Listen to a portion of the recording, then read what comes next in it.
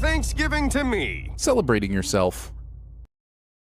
With weapons like that, it almost makes you wonder why taking out any of the other decoy families or sperm monsters in previous episodes was a big deal at all. Sinning the logic in an episode of Rick and Morty. Once again, all kinds of is going down at the Smith's house, and there are no nosy neighbors to be seen. Has anyone that works on this show lived in the suburbs? This sin is really dumb. Just because you can't see any nosy neighbors doesn't mean there aren't any.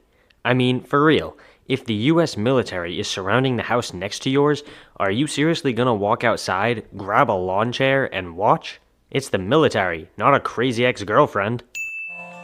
Coop, not on Thanksgiving. How would she know who was calling Coop? Does he have a specific vibration pattern for turkey time? The joke is that this situation happens constantly, so his girlfriend knows what's going on because it's happened so many times before.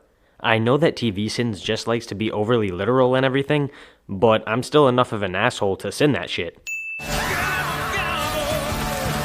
What happened to the clothes they were wearing? Did they meld into the skin of the turkey? Okay, so I know this sin is meant to be a joke. The premise being that they're sinning this ridiculous show with overly literal questions, but can I just ask, does anyone actually find this funny? It's just kind of boring. Wearing heels on a lawn. Also wearing socks with heels on the lawn. Discount Jeremy double dips cliche. Here comes dipshit, right on schedule. Nothing can go wrong now. Aside from things immediately going wrong, I'm curious how the original plan would have gone from here. In order to be pardoned, Rick would have to be the selected turkey. Dude, you're asking this question in an episode where Marines are turned into fucking turkeys to stop a mad scientist from getting pardoned by the president. Do you see why that's dumb? Because bird stomachs are just filled with air, so when you punch them, whatever is inside just cannons outward. Again, I know it's all a joke, but Discount Jeremy fails to understand the fact that this is a cartoon cliche. Why does this turkey look anything like the president when it's transformed? The pill was simply a transmitter assigned to the president. There was no mention of it being DNA encoded, and why would it be? Not to be nitpicky, but actually the pills are DNA encoded.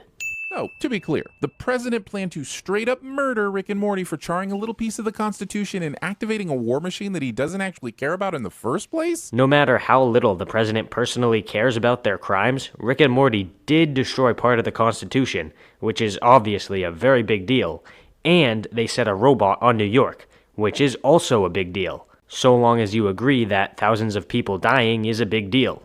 I am selling New York to France and giving all of the money to Congress. I want to sin the idea that these tactics would prove to be this simple, but sadly I'm more inclined to believe they really are this simple. Discount Jeremy sins something he likes cliche. There is more bare ass in this episode than both Boss Baby movies combined. Discount Jeremy makes a pop culture reference that isn't a sin of the episode cliche. We've got Rick and Morty coming in what appears to be an unlicensed Star Wars AT-AT, or as the millennials say, AT-AT. Ah yes, the is Die Hard a Christmas movie argument for Star Wars fans, except it's even more annoying. It's treason, then. Also, Discount Jeremy never confirmed which way he pronounces AT-AT, so that's definitely a sin. It would have been 10 sins if he had said AT-AT. Aw, they love each other! Perplexing, sure, but even more confusing may be the fact that the far superior race of aliens willingly returns to their secret chamber to re-enter some sort of cryogenic status so they can be called upon again at some point in the future by a civilization that they do not have to support. I'm so fucking sick of sinning this shit that I'm just gonna put 10 sins up on the board and call it a day.